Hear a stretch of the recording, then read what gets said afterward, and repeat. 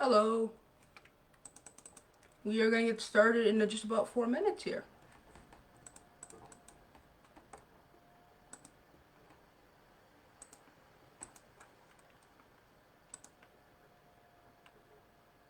How is everybody?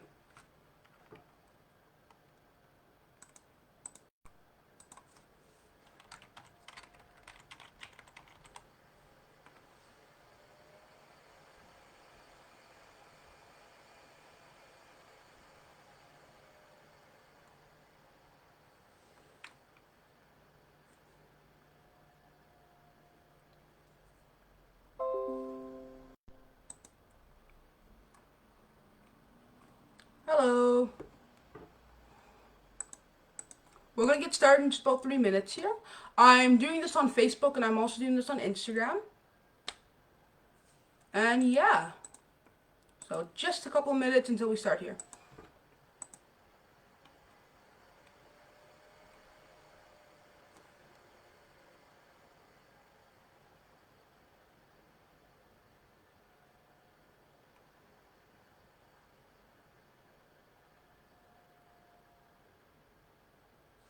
I'm doing good. It's a good day today. I like it.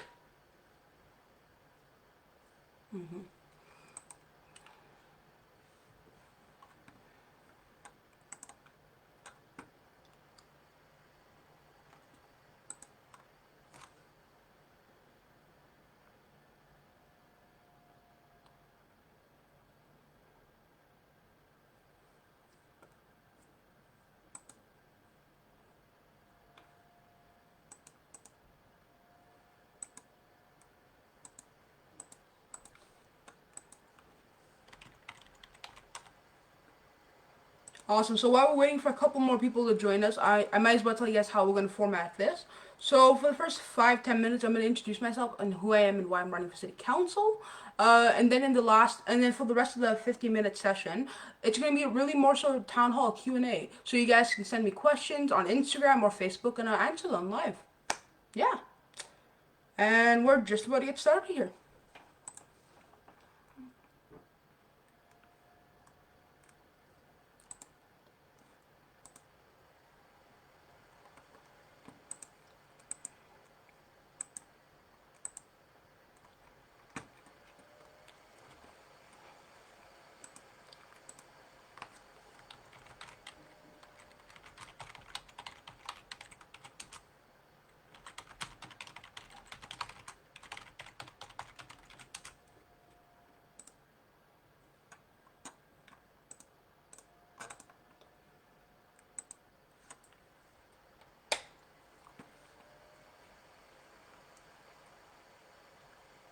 Yeah, thank you so much for coming. I appreciate it.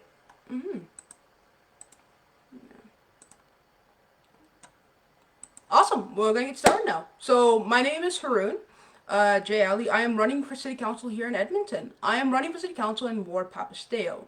I am a 17-year-old political science student. I will be 18 by election day. And yeah, so for the past couple of years, since I was 15, I've been involved in politics. I've been involved with the NDP. I've been involved with the Liberal Party. I've been involved in the municipal elections. And really, I thought this election that it's really time that we have more youth engagement. We've never had a black city councilor. In 116 years of us being a city, we have lacked basic diversity. Edmonton is 40% BIPOC, but in the last 116 years, we've elected 4 BIPOC people. This council is one of the most diverse councils we've had, with Aaron Paquette and Mohinder Banga being the only 2 BIPOC people we have on city council. It's incredibly important that this election that we get more diversity. And the way that we do that is really by working and electing candidates that are promoting equity. And so, yeah, I've been involved with the Young Liberal Party of Alberta. I've been their communications chair for the past year now. I've been involved with Edmonton's Youth Council for the past I rejoined just recently now, and yeah, I've been involved with them for a year or two now. I've also been involved with the Liberal Party as a volunteer, as a door knocker, and as a data entry. I've also been involved with the NDP doing similar things, helping out Christina Gray in Edmonton Millwoods and helping out Thomas Dang in Edmonton South. And I really have extensive experience in boards. I have extensive experience in campaigning, elections, and that's one of the reasons what motivated me to get out this election and run for office. So I'm really happy that everyone came out tonight. I'm really thankful. And yeah, so let's get this Q&A section started. So anyone have any questions? Thank you.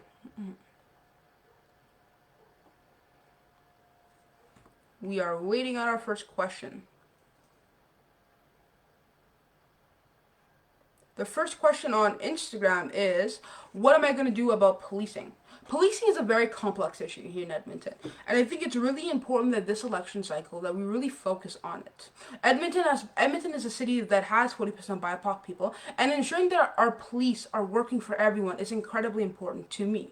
I really want to work alongside Edmonton Police Services in ensuring that we are making it easy for people to communicate with them, and that's something that I think Edmonton's police struggles with, is that they struggle with communication, and communication is incredibly important to ensuring that people really feel represented. And so I want to work with Edmonton's police to see how we can achieve that.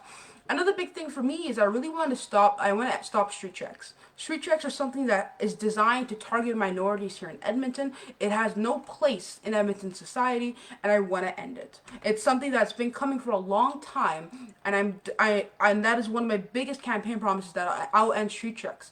I'll remove a large majority of Edmonton's unmarked police vehicles, because these police vehicles are used a majority of the time for either drug busts, either not drug busts. They're used for they're used for traffic violations, and really it's just targeting people. And that's not what policing should be. What I think it really does need to be, it needs to be a way of helping people and ensuring that everyone is safe.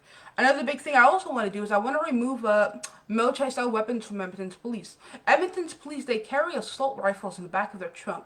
Have you ever seen Edmonton's police? Have you ever seen an Edmonton police officer needing to use that? The rarity of them needing it, it makes absolutely no sense for them to even have it. So removing it is something that's important, and it's something that's very achievable. And yeah. Our next question is from Alyssa. How are you going to balance the economic demands of the downtown with diverse social equity needs of the communities in your ward? Yeah, so definitely. We've seen what has happened in Calgary. Calgary right now is struggling with our downtown. And we really need to ensure that our downtown does not struggle. But at the same time, though, we have a lot of communities across Edmonton. And these communities are important. They're important to the city. They're important to ensuring that I see. Major city economic drivers and businesses in your ward. Yeah, okay. And ensuring that really that we're investing in, I'll answer both questions, but yeah, ensuring that we're investing in downtown is something that's really important. But at the same time, though, we need to invest in small businesses. Small businesses across Edmonton have been struggling, and we're seeing a lot of empty storefronts across Edmonton. I don't know if you guys have taken the time to drive down White Ave or even Jasper Ave. Really, there are a lot of empty storefronts. And really, what I kind of want to do is I want to work with business owners and landowners to see ways that we can fill up those empty storefronts, whether that be tax incentives, or really just trying to help out small businesses here in Edmonton, get a foot up and trying to really support them. Because small businesses are the economic drivers of Edmonton, and ensuring that we are supporting them is something that City Council should be doing it all the time. And yeah, awesome. And yeah, it's called diverse social equity needs of the communities in your ward. Yes, Edmonton, Strathcona, and really that's where the ward is. Edmonton, Strathcona, Edmonton, Belgravia, and really Southgate area, and the 109th Street area is Ward Papasteo. And ensuring that there's businesses over there that can thrive, the economy is booming, is something I really want to get done. I really want to also see ways that we can help support the communities around there, whether that be I really want to work with small businesses on tax incentives and seeing ways that we can really reduce the fees and burdens on them. I want to look at ways that we can speed up processing times for permits. Permits right now are taking the city of Edmonton about 4 weeks to deliver, and that is a long time. Ensuring that permits are delivered in a timely manner is something that I really want to work on, and as well as I also want to make sure they're affordable. Permits should not be costing people an arm and a leg. It's designed to help support communities. And yeah. Awesome. So the next question is, Ian, I'm not in your ward, but I'm happy you have spirit and determination. Although the city has an action group for those who with disabilities, who strive for independence, we have a lot of barriers. That is very true. And one of the biggest barriers, I think, is the way is our sidewalks and is our winter clearing. Winter clearing really puts the people who have disabilities at a disadvantage. It does not, we need to find ways that we can clear sidewalks for every single person in Edmonton, ensuring that paths are cleared in a timely manner. And as well as when we're doing street clearing, we need to make sure we're not blocking off roads, because people with motorized wheelchairs and wheelchairs in general can't really get across those sidewalks because of how the blades have really, how the snow is blocking that sidewalk entrance. And we need to ensure that everyone in our city has an accessible way to get across our city, whether that be through mass transit or that be through ensuring that our sidewalks are safe and they're cleared and they don't have stuff on them that would deter wheelchairs. And yeah, awesome. The next question goes to Michael on Facebook. How would you address shortcomings the city has had in properly supporting unhoused populations? That is a big thing. We have a massive unhoused population here in Edmonton. We need to ensure we are a modern day city. About 5 years ago, Edmonton City Council promised that they would end homelessness. We still have not ended homelessness. It is 2021, and it's about a good 7 months past when they said they would end it, and we are still struggling. Edmonton needs strong investments in supportive housing. We need ways that we've been doing it for years, exactly. As Ian pointed out, this is something that is a massive burden on businesses. It's a massive burden on people. This is something that we should have done a while ago. It's a very easy task, and ensuring that everyone gets proper housing is not a very hard task. And that's something I really want to work on, ways that we can get people into housing right away. Money should not be something that we play hard and fast with. These are people's lives. We need to ensure that everyone in Edmonton has a safe housing. How do I want to achieve that? I want to work alongside Edmonton City Council. I also want to work alongside what's called the federal government and really secure more grants and continue our partnership with supportive housing. The province has become extremely unwilling to help solve homelessness here in Edmonton and their major cities. I want to partner with Calgary. I want to partner with all the Edmonton regional, the metro region, and seeing ways that we can really partner together and solve homelessness for the whole region. Solving homelessness is going to be one of the biggest battles in Edmonton's history. It's going to be one of the biggest battles in Alberta, and showing and building ways that we can ensure that everyone in our community has housing is something I really want to work towards. I also want to work towards in building investments, and I want to help support homeless shelters, and I really want to remove, and one of the biggest things I'm going to get done on City Council is removing the loitering bylaw from public places. I don't know if any of you saw the video a couple weeks ago from Edmonton's police, where they dragged out a bunch of homeless people into the cold weather outside, all because they were eating. The loitering bylaw has been a modern day segregation of homeless people against regular people, and that is something that is completely unacceptable. It should not have been something that's on public property, and I'm committed to removing that loitering bylaw. Awesome. And the next question goes to Alyssa again. Would like to hear more about your ideas. Ian. Oh, no, I think that's a question for Ian. Currently reviewing some of them. Yeah, okay. The next one goes to Heather, I guess. In some cities, the council gives empty properties a tax break or bailout, and it ends up being more financially beneficial to keeping rental costs high. Landlords shouldn't be given bailouts. They should be lowering the rent until it's accessible. Same for housing. Empty houses gladly inflate rental costs. Do you support rent cap and ending bailouts for empty buildings? 100%, Heather. I am with you 100%. Affordable housing is important. We need to incentivize people to get people into their housing right away. We shouldn't be giving bailouts. Bailouts, if anything, a landowner, it's better for them to just keep the house empty and take the bailout rather than renting to somebody at a lower cost. We need to encourage landowners to rent to people at lower costs to ensure that everyone has affordable housing here in Edmonton. My affordable housing strategy is really, I want to mandate 20% of new apartment buildings be affordable housing.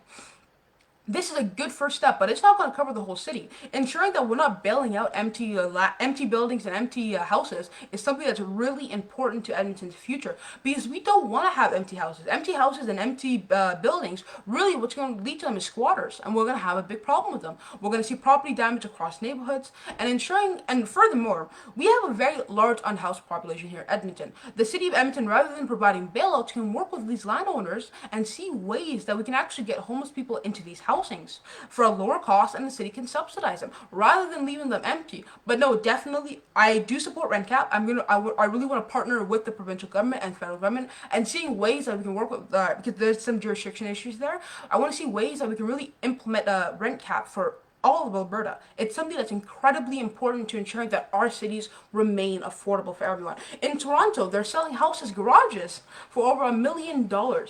And it's really expensive, and we really don't want that happening here in Edmonton. So by bringing a rent cap and by ending bailouts for empty buildings, these are something that's very achievable to making Edmonton more affordable for you, for all of us. And yeah, can end homelessness. Police keep breaking down homeless camps. Not everyone wants to live in a house, but it should be available. Yes, Heather. Once again, Heather is correct. Homeless camps are something that are very important, and I really think that we can't and we can't just. Edmonton needs to deal with these in a very sensitive manner. These are people. People matter. And by what I really want to do is I want to change how we really handle these homeless camps. Rather than immediately, what's called, and I don't know if any of you saw a couple weeks ago, once again, Edmonton's police, accompanied by Edmonton Park Rangers, actually did homeless sweeps. I don't like homeless sweeps. They are really they're detrimental to camps, and really they destroy areas. So rather, what I want to see is I want to see social workers dedicated to supporting homeless people targeted at these areas and supporting them, giving them aids. And even if if it comes to the point where the city has to ask them to leave, they should do it in a dignified manner. It shouldn't be a truck coming by, picking everyone's stuff up and leaving. It should be a way where Edmonton is partnering with these homeless camps, trying to support them and trying to get them into housing. In negative 30-degree weather, they were cleaning up homeless camps across Edmonton, and that is an issue. Especially, we should use compassion. Compassion training is something that I really want to mandate across Edmonton's police and Edmonton's city staff, because there's a big issue here is where we're not seeing the spirit of the law and the letter of the law. There's a big difference between those two concepts. The spirit of the law is to ensure that people aren't destroying Edmonton, and as well as it's ensuring that everyone can stay safe. But are we really doing safety if we're kicking people out in negative 30 weather and telling them we have nowhere for them to go? It's not safety. And yeah, awesome. My next question comes from Tara. How will you help address the fact that seniors that are low income get screwed when it comes to housing and having pets or keep their pets if independent? Once again, this is something that falls under my housing platform. It's really important to me to ensure that everyone in our city has access to affordable housing. There's different ways that we can really achieve this. We can work with we need to work with the Capital Housing Corporation. We need to work with the federal government to ensure we're building supportive housing. That we're also understanding that we are supporting seniors and that we have to support them because they're the ones that really built up our city. And if we're not supporting them, then what are we? I really want to work on ways of ensuring that pets are something that are very small. It's a very small problem. I don't think it's something that it shouldn't be something the city should be regulating. It should be something that it's allowed. It's something, it's a humane, it's a companion really for these seniors. And ensuring that they have access to them is incredibly important to me. And as Tara mentioned, the police have no patience for disabled people. This is another true thing. We really need to ensure that our police have compassion training, have anti-racism training, and have de-escalation training. Those are things I really want to work with Edmonton's Police Commission, and I want to work with Edmonton's police on mandating so that every single year, every single officer has these trainings. Because there's a big gap here, and I don't know what's happening, but something is happening where Edmonton's police, there's policies and ideas that Dale McPhee is instituting at Edmonton's police, but it's not going to the cops, and the cops aren't doing it, and that's a big gap. And yeah, awesome. I'm going to go over to Instagram and see if you have any questions here. How do we fix the housing problem when the action plan itself is profitable to see to completion?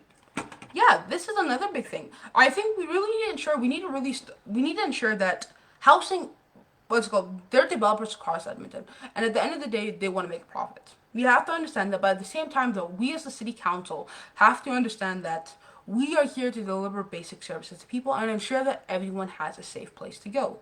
So ensuring that I really want to work alongside developers across Edmonton and seeing ways that we can help support and build more affordable housing and infill development, especially in Ward Papasteo. Infill development is the pricing is outrageous. $600,000 in a $300,000 neighborhood makes absolutely no sense. It is unaffordable for anyone to live there, and that's something that is a massive issue.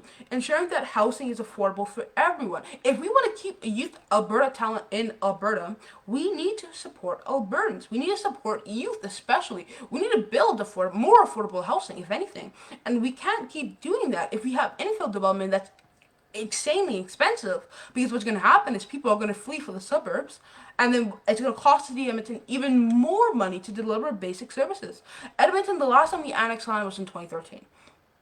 This is a long time ago, but the problem is that we are now developing that land. So in the next couple of years, taxes are going to go up, and if any city council candidate says that your taxes aren't going to go up, they're probably lying to you, because they're going to go up. Because to deliver basic services to a city that's expanded, it's going to cost more money. There's no argument to it. The bigger you are, the larger it costs to fund yourself. And the city of Edmonton, we have one of the worst urban sprawl problems that any urban planner has really seen. And we've been told this. Edmonton City Council has been told this for numerous different years. As we begin to develop Edmonton South and Edmonton Southeast, we are going to see massive struggles. Our city is going to see massive financial struggles, and that's the issue we're seeing today. We are seeing a financial struggle of the city of Edmonton. Edmonton has a budget of $3.21 billion. We have a very big budget. And as we become a city of 2 million people, we're going to see that budget increase. So we have the money, but the problem is where we're spending that money. And that is the issue where we're going to see in the next couple of years, that every single city council comes in with a focus. Every single city council comes in with ideas. And I really hope, and I've connected with a lot of city council candidates, we all agree affordable housing is going to be a top of mind issue for this next election. Also, I'm going to turn back to Facebook. Does anyone else have any questions? I'm wondering, what are we going to do about labor unions to protect workers? This is another big issue. Ensuring that all workers in Edmonton are protected, and the city of Edmonton too. Edmonton, we don't hire in-house consultants. We hire external consultants, and it's been costing our city enormous amounts of money. In the past, from 2018 to 2019, after receiving an audit review, Edmonton still managed to spend about $269 million just on consulting. On transit, we spend about $290 million, something in that range. So it makes absolutely no sense. Why are we spending the exact same amount on consulting as we're spending on our transit? So we have the money, but we need to spend it in very smart ways. Hiring in-house consultants, sure, it will save Edmonton a lot of money. And I really want to, and it'll also protect workers. We need to protect workers in Edmonton. We need to support labor unions. And yeah. Awesome. Good. Are you an extreme leftist? I don't consider myself a left or right person. I consider myself someone that's really trying to get change done. There's a lot of issues here in Edmonton. We have a very broad types, we have lots of issues here, and really we need to start focusing on them and ensuring that we are dealing with them. Solving the housing crisis is not providing good transit and ensuring that our police are working for us. These aren't left or right issues. These are basic issues, ensuring that everyone in our city has a safe place and it feels like this is their home. These are very basic issues. These are things that city council should have done a while ago. And that's what I'm here. I'm here to amplify the issues that should have been completed a while ago. Awesome. I hate leftists. All right.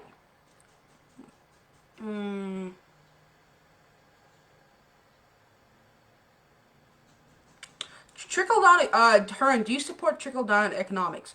Well, trickle down economics has been proven it's been proven for the past couple of years, trickle down economics don't work. By providing tax incentives and providing tax incentives to large companies, you don't see the return come back to people. You see, what ends up happening, actually, ironically, is that trickle-down economics works worse for people, because they take that profit and say, oh yeah, we can charge more money now. And they start charging people more money. So at the end of the day, trickle-down economics is really trickle-up economics, because it makes money for the people at the top, not at the bottom.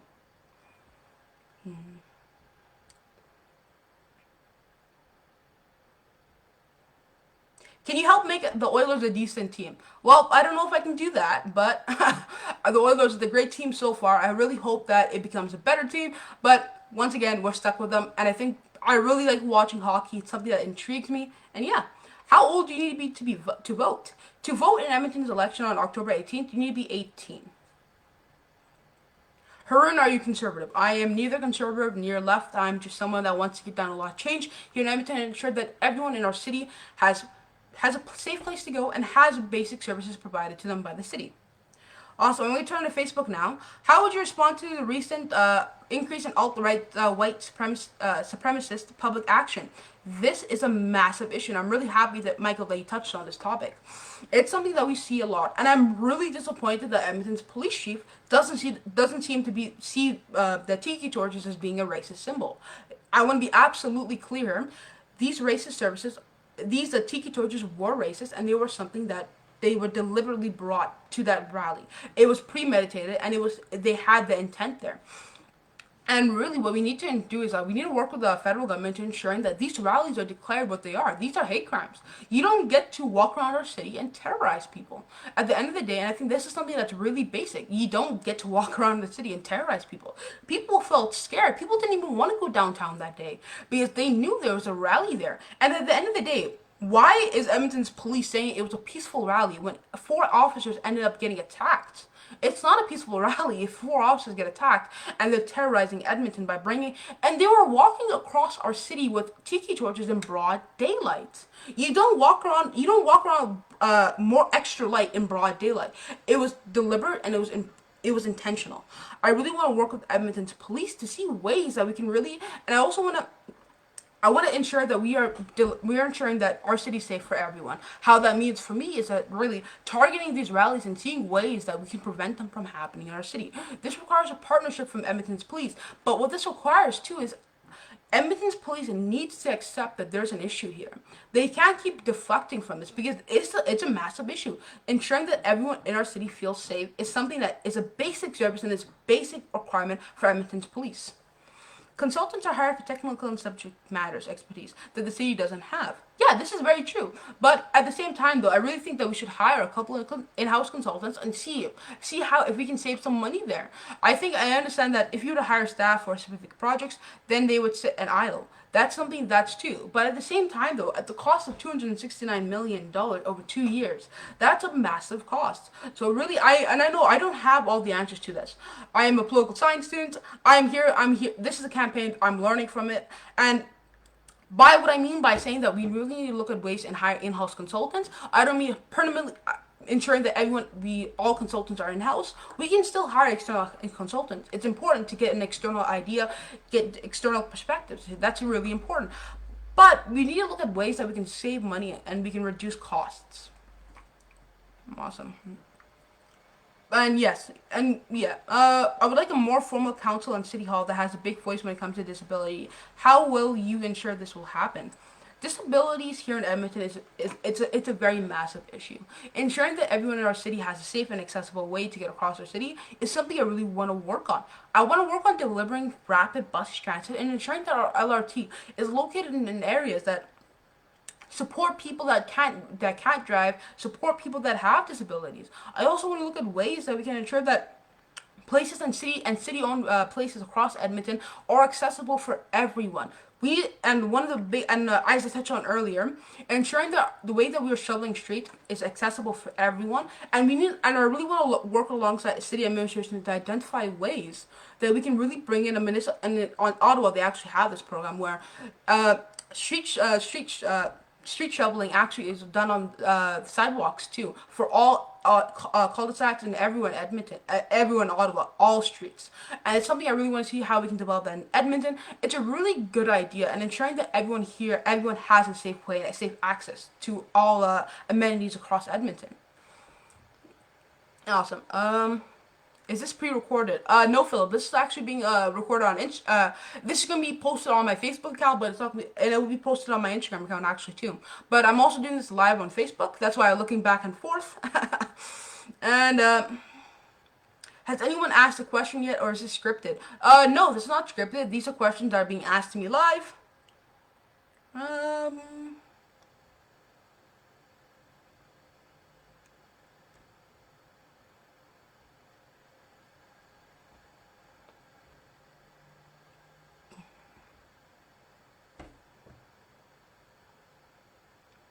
Sorry, I'm looking for a question on my Instagram. I have a lot of them. Ethan asked, "What change are you gonna do?"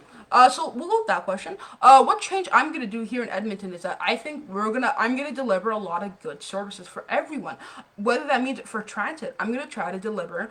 I want to deliver free transit for youth under 21 and university students in Edmonton. It is a very achievable thing, and it ensures that everyone across Edmonton has access to transit. Our transit has 13% ridership. By giving free transit to all university students, it will show that we are willing and we want to attract more talent here. And really, we have the means to support free transit for all university students and all youth under 21.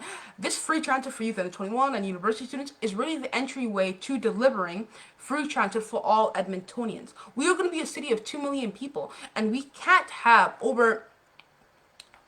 all 2 million people driving on our roads. It's not sustainable. And as we are heading to 2050, we have a climate crisis here in Edmonton. And by that, we need to deliver free transit for all so we can get more cars off the roads and more people onto transit. But at the same time, though, we can't do that until we have a strong transit system. A lot of youth know that our transit system is not the greatest. And that is something that we need to fix. We need to work on. We need to deliver accessible transit. We need transit to be in our neighborhoods. We need transit to be fast. We need transit to get us to where we need to go. These are the issues that we are facing. Awesome. I don't know how to pronounce your name. I'm so sorry. You asked what makes a good city councilor. For me, what makes a good city councilor for me is someone that is willing to listen, someone that's willing to learn, someone that comes in with a vision and is willing to adapt and is willing to listen to other people's voices. Because at the end of the day, a city councilor's job is to listen to people. It is to be the microphone for everyone else, and that's how something that's really important to me, ensuring that I am listening to your opinion, I'm listening to your voice. If I get elected to city council, I will definitely hold these town halls at least twice a week. Not twice a week, sorry, every 2 weeks. And ensuring that I'm listening to your voice and I'm creating, and on big decisions, I really want to look at ways I can connect with communities and communities and neighborhoods and get your opinions. Because your opinions that you it matters. Your voice matters for every city council, and it should matter. Awesome. And Michael asked, how do you see Edmonton's relationship with the provincial government proceeding? We have a province that's not willing to work with the cities. It's a fact, and we need to see ways that we can really support, and ways that we have to start going to the federal government. If the province refuses to fund basic services, and even housing is something that actually falls under the provincial jurisdiction, and the city of Edmonton, that's how they've been invading this responsibility. But at the same time, though, if the government of Alberta is refusing to support Edmonton, then we have to start turning to the federal government. I am committed to helping. I'm committed to working alongside the provincial government. For me, for my housing initiatives, for my transit initiative, for bringing free transit for youth under 21. I definitely will go to the province and ask them to fund 50% of that project, because it will help a lot of Edmonton public school students, Edmonton Catholic school students get to school for free.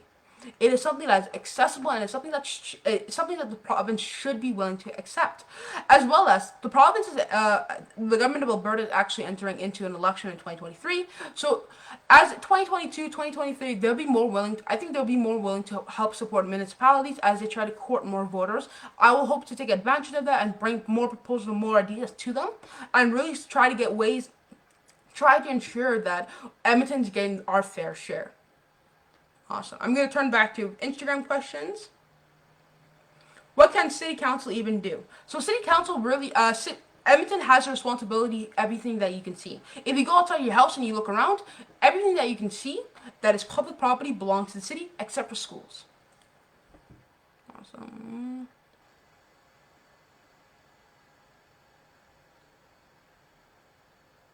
Trickle-down economics decreases the unemployment rate and counters inflation. As I said earlier, trickle-down economics doesn't do that. It's been proven now. Trickle-down economics really it provides ways for business owners across, and large business owners, not small business owners, to really exploit workers across Edmonton, across the workforce. It really doesn't help support workers. By providing tax incentives to hire more employees, really what they do is that they take that and add it to the profit. Awesome. The federal government does not have time to work with a councillor from Edmonton. Please recognize that. So hopefully, and this is very true, the federal government is a very busy. It's busy. It's a government. They're running a job, and I have a job to do too. I plan to be an advocate for Edmonton. I plan to work alongside whoever's elected mayor. Hopefully, it's someone that's really willing to listen to my voice. I'm willing to. I'm hoping to work alongside them and to be and allow them to be my microphone and to connect with the federal government, because the federal government has a responsibility, just like the province, to support municipalities.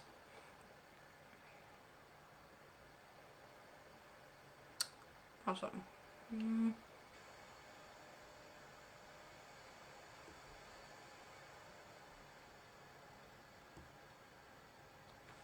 Awesome.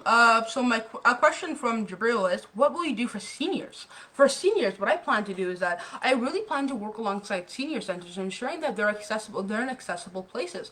We have a lot of senior centers across Edmonton, and they're really in these very awkward places that aren't accessible by transit. So it makes absolutely no sense. So I really want to look at and identify. I want to work alongside city administration, identify these senior centers, and see ways that we can connect senior centers to senior homes and make them in areas that are effective and really allow for seniors to use them. I also want to see ways that we can really help. We can get senior centers. We can turn them into multi-purpose areas and have youth come there, have seniors come there, and really allow them to connect. Because we've all been in isolation for a little while now. COVID-19 has really thrown a wreck into our lives, and I really think that we need to deliver ways and as we emerge from this COVID-19 pandemic, we need ways to connect with people. Our seniors are one of the people that really got suffered by this pandemic. We aren't seeing them. They said they're there by themselves, most of them, and they don't really have anybody to talk to. So really, what we need to do is that we need to create ways for seniors across Edmonton to connect with youth, to connect with people and talk to them. I also, for seniors, I really want to look at ways that we can make Edmonton more accessible, and I want to see ways that we can support senior centers across Edmonton. As you know, as most of you seen, seniors, we need ways. Uh, Retirement homes. Retirement homes are owned by, they are not owned by the government. A lot of them aren't. And what actually ends up happening in these is that there are horrendous conditions. I want to advocate to the province. I want to see ways that we can support seniors. We should not be dumping, and I really think that we can't be dumping off seniors at retirement homes and realize afterwards that and see on Twitter these photos of these horrendous conditions on in these retirement homes. They are horrendous, and the province is failing to step up. When the province fails to step up, we have to go to the federal government, and we have to get support from them, because senior centers and retirement homes and our seniors in general, they deserve better. Awesome.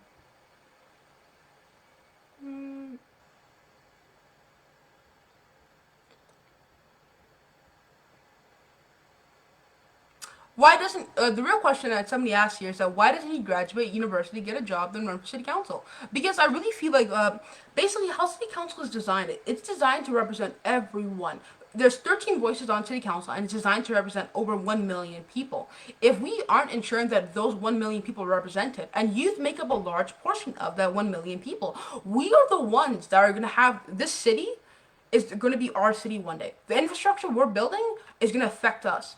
If we choose not to build that LRT line, it's not gonna affect most of us. It's not gonna affect a lot of people, a lot of a lot of people that are older. It's gonna affect a lot of youth here in Edmonton, and we really need to ensure that we have someone on city council that is willing to voice concerns for youth.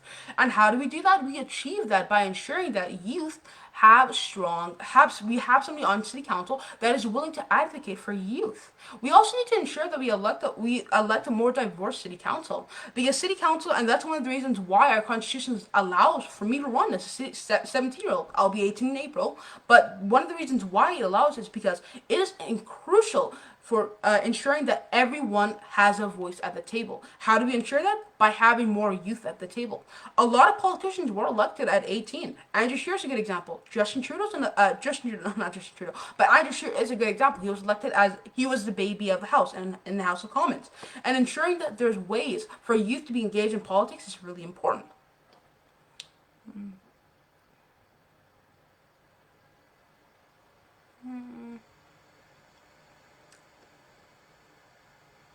Awesome. Just looking for the next question on Instagram. Awesome. So, what about low-income housing? Low-income housing here in Edmonton is something that's really important. Ensuring that everyone has access to housing for all is something that I really want to achieve. We have a very large unhoused population here in Edmonton. Ensuring that everyone has a house here in Edmonton is something that the province needs to help out and ensure that every municipality across Alberta has that support. What I want to do is that Edmonton has a supportive housing project that was started under Don Ivinson and that council. I really want to continue the work that they're doing there. The province really, in a couple of days ago, they delivered a big blow to that budget and in supporting this, developing and supportive housing. So what I really want to do is I want to turn back to the province. I want to sit down and I really want to see ways that they can help support us. If they refuse, I'm someone that is always willing to sit down and have a conversation. If they refuse, I will definitely go to the federal government and see if they can help support us. Because the federal government, if the province is refusing to step up and do their job, we have to go talk to the federal government. That is the only option that we have. Awesome. Why take guns from legal owners? Do you think gangs will turn their guns in for a buyback? So, I've been talking about this. Justin Trudeau is passing a law that's basically that allows municipalities to ban guns. Edmonton does not. We don't need more guns in Edmonton. To be very clear here, we don't need more guns. And what I want to do is that after we ban guns here in Edmonton, I want to do a gun buyback program. This is something that the federal government is willing to fund, and I really want to get more guns off our streets. It doesn't matter who they come from. If guns are on our streets, they are still a threat to every single person here in Edmonton. All 1 million of us, those guns are threats to us.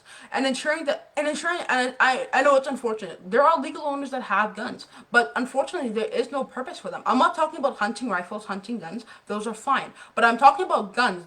You don't have any need for them here in Edmonton. You don't need to have any rapid guns here in Edmonton. There's no need for them. We are some Edmonton is a very safe place compared to other municipalities across the United States and North America. Really, we are okay. We are a pretty much safe city. Awesome.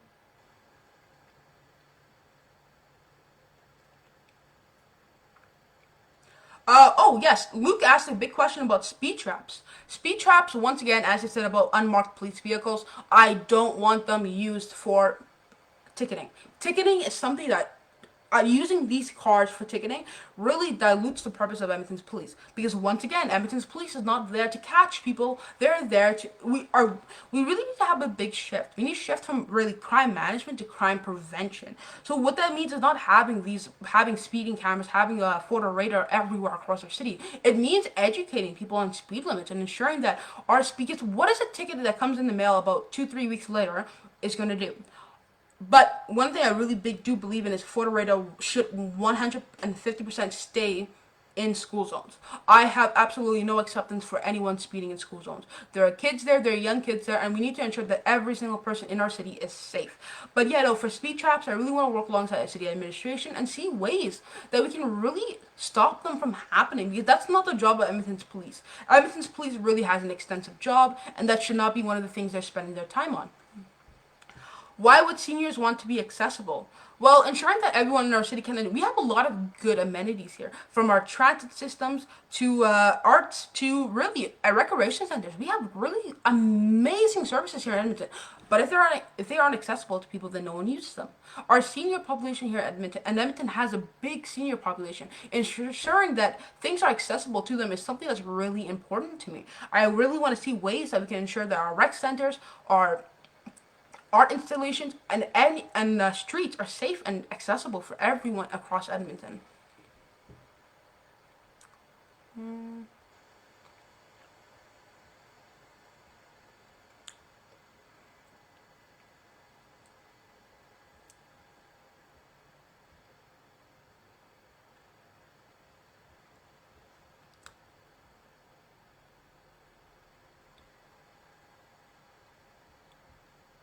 Awesome. The lockdowns of the past year have destroyed small businesses, which is what's a part of Edmonton's backbone. What is your plan to help these people who employ other citizens and contribute to the economy? So really, I want to support small businesses across Edmonton, and how I want to do this is that I want to remove these incentives to have these properties be empty. A lot of landowners have incentives from the city to just keep their properties empty and take a kickback from the city. So what I really want to look at ways is I want to look at ways that we can bring in a storefront project program where we encourage these landowners to rent to small businesses at a lower cost, and we help subsidize the remainder of it, ensuring that small businesses across Edmonton have places and have affordable places to go is something that's important to me. I really want to see ways that we can ensure that everyone in our city has the ability to start a small business and also has the ability to do it in a very cost-effective way. Awesome. So Lori asked, do you have views yet about the city energy's transition efforts? Does the city of Edmonton have a significant role to play in reducing GHG emissions and making the shift to a post-carbon economy? Lori, the city of Edmonton completely does have a significant role to play, ensuring, because the problem is just not, once again, they're not willing to do anything. Edmonton has a very big responsibility here. We need to shift. When we're rebuilding our economy after COVID-19, we need to shift our economy really from focusing on oil and gas to the environment. The environmental sector in our what's called is really booming, and we need to see ways that we can really support the environmental sector here in Edmonton. We need to allow for them to thrive, whether that be through tax incentives and whether that be through support from the federal government and province. You also asked, do you have views yet about the city energy transition efforts? Right now, currently, I'm actually still reviewing those policies, so I don't have any views on them yet. But I'll definitely come back to you with that question, Lori. I'll send you a DM later in the week, and I'll definitely review that policy. Thank you. Awesome. Edmonton has led Canada in murders being much smaller per capita than any other Canadian city. This is very true. Edmonton's been dubbed as Deadmonton, and really we need to look at ways to reduce crime because something is happening and something is going very wrong here. Why is there a significant increase in crime, and especially youth crime in Edmonton? I really want to work alongside city administration and Edmonton's police to see ways that we can reduce this. And once again, it shouldn't be crime management, it should be crime reduction. Ensuring that everyone in our city is safe is something that's really important to me. Awesome.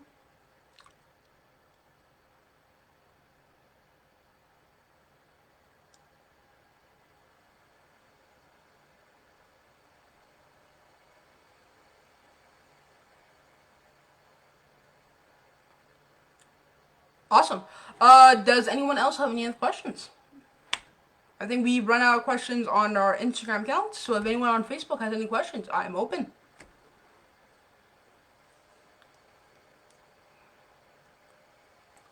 Awesome. So someone on Instagram asked, what do I plan to do about, what are my thoughts about defunding the police? I think that Edmonton, we need to have a big shift once again from crime management to crime reduction.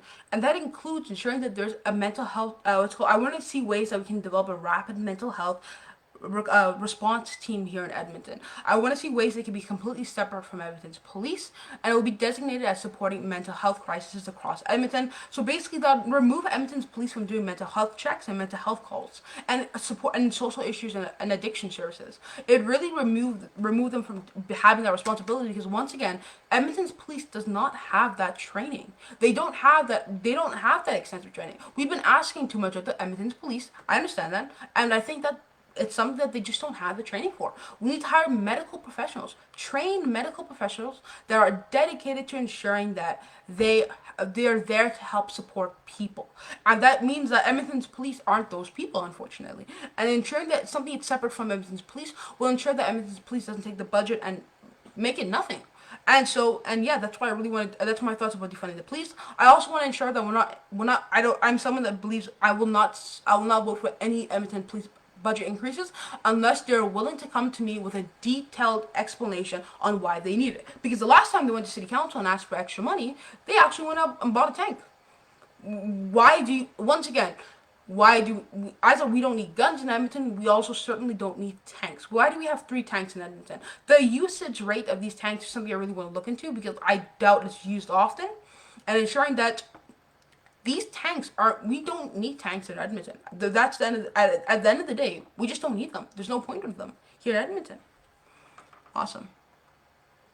Oh, yes, Lori. I'll repeat because we also have a lot of people on Instagram that just joined us. I missed the beginning of the session. Sorry. Did you speak to what is motivating you to run for city council? Yes, I did. So what's motivating me to run for city council is that I see a lot of issues here. I see a lot. I don't think we're very. Edmonton City Council is very future focused. It's something that's very important to me because I'll be living in the city for the next couple of years. Hopefully, I'll be alive to see all these important changes that I develop. If not, a lot of youth across Edmonton are going to be alive. They're going to be seeing these changes. And I really want to ensure that we are rapidly developing our LRT system.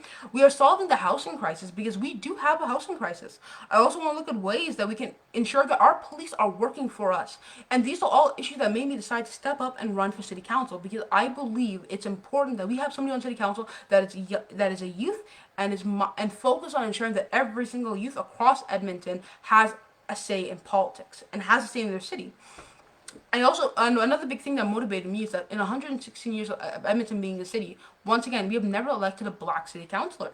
We are such a very diverse city, 40% BIPOC people, yet we've never elected a black city councilor. It is something that's astonished me, really. Awesome. Oh, I think I missed a question from you, Lori.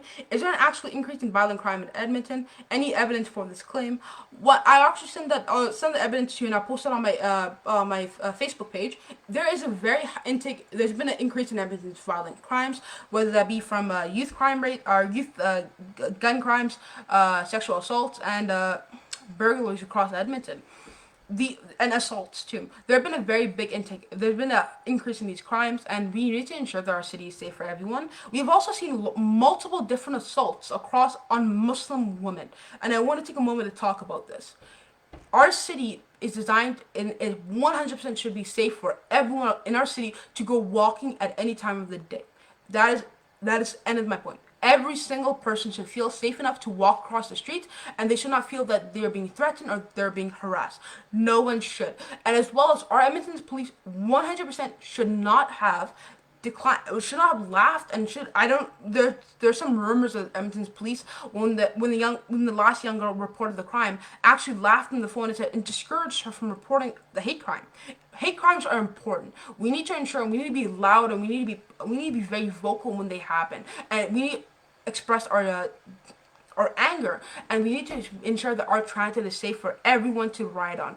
That is something that is the basic it is the basic responsibility of every municipality, ensuring that their city is safe for everyone. Awesome. Tara asked a question about what chances would you be open to hiring more disabled in city paid positions for disabled people. What are the chances that I would be willing to ensuring that I want to ensure that everyone in our city has employment. That is something that's really important. And when we are hiring people from municipalities, we need to ensure that is equal hiring practices. And that's something I'm committed to working on and seeing ways that I want to see our hiring practices and seeing that I want to see blind hiring. By blind hiring, I mean no name, just your experience and just your phone number. Blind hiring is much more effective in ensuring that everyone has a fair chance in getting hired. Awesome.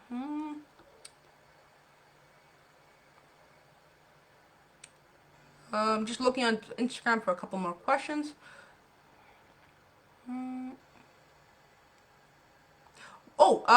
What do you think about the minimum wage for under 18? So the Alberta government a couple of years ago actually instituted a youth minimum wage. And I was very vocal against this youth minimum wage. I don't agree with it. Ensuring that everyone makes it minimum wage should be 100% $15 across the board for all of Canada. Ensuring that we have a very localized and we have a very standard of a minimum wage is very important. I plan to be a very loud advocate to the provincial government to ensuring that our minimum wage is effective and is fair for everyone.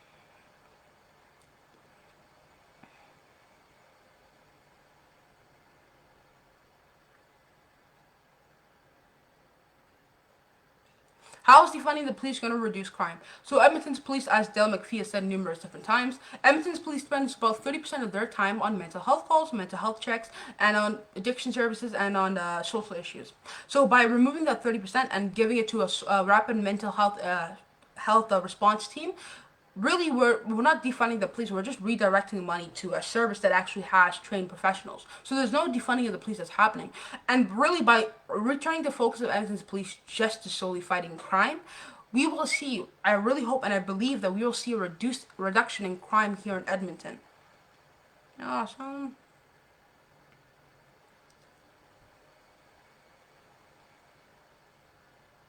Awesome. Lori has another question. It seems like we may need more transit security officers for buses and LRT. This has long been an issue deterring women and older people from using public transit. As you said, racialized citizens are targeted too. I think we'd feel safer if there are more security officers in the system. 100%. Edmonton employs about 60 different peace officers. So one of the first things I'm going to do on city council is see where they are, because I don't think they should be solely just for designed for ticketing, because clearly there's a big issue we are having on transit. So I really want to see ways that we can have transit peace officers really patrolling around Edmonton's transit system. But at the same time though, transit peace officers really don't have much oversight here in Edmonton. We need to ensure that our peace officers they really lack this oversight, and ensuring that our Edmonton's peace officers and police officers are really working for the public is something I'm really key on. I'm really important, and it's something that's really important to me. Awesome. Awesome. Is there any other questions? Yes, bus drivers do need to be safe too. A couple years ago, actually in 2018, there's a bus driver that was stabbed in Edmonton, and that's really what started all the security officers being around transit centers and being around, on board LRTs and buses.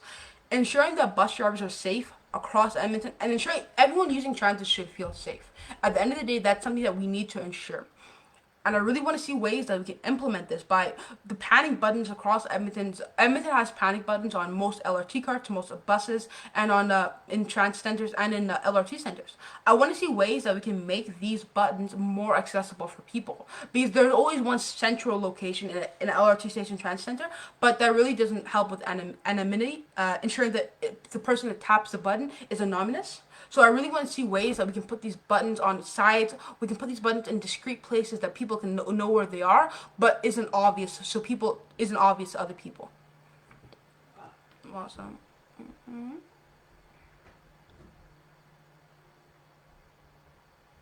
Awesome. Thank you so much, Heather. I appreciate it.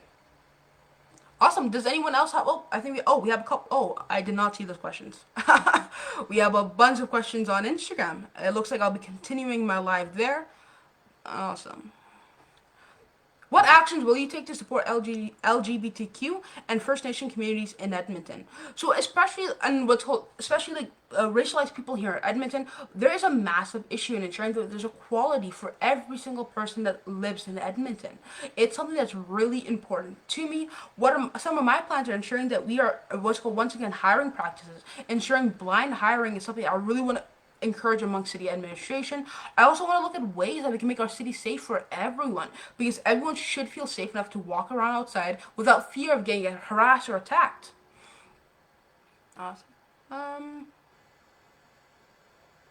which party do you align with? I don't align with any party. Once again, I'm running on a platform of getting things done and ensuring that everyone in our city has a fair and accessible way to get across.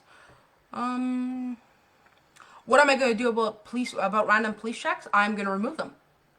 I am committed to ensuring that Edmonton's police do not do street checks. Once again, in October, Casey Madu, the Minister of Justice, announced that Edmonton's police will no longer to do carding. Carding is still being done. It's being done under a new name called street checks. And street checks are not in the interest of anyone, and ensuring that everyone is safe is important to me.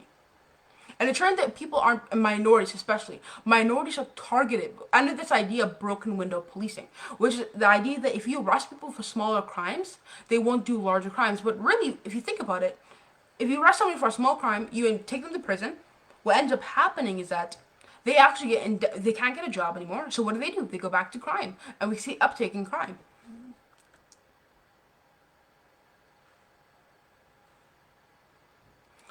Um. Thoughts on the carbon tax? The carbon tax is something that a large majority of people do get a rebate on. So it really doesn't affect the people, but it really affects those people that have that large business and are able to take that cost on. And ensuring that our environment is safe is something that's important to me. Awesome. I think that's everything. Does anyone else have any other questions, or are we good to end this live?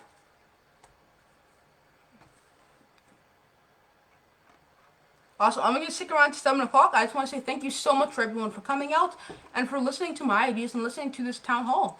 I'm gonna start hosting these every 2 weeks. this is something that's really important, and I think it's really important. It's really good to have these discussions. I just want to say thank you so much for everyone that came out and listened to me for the past hour.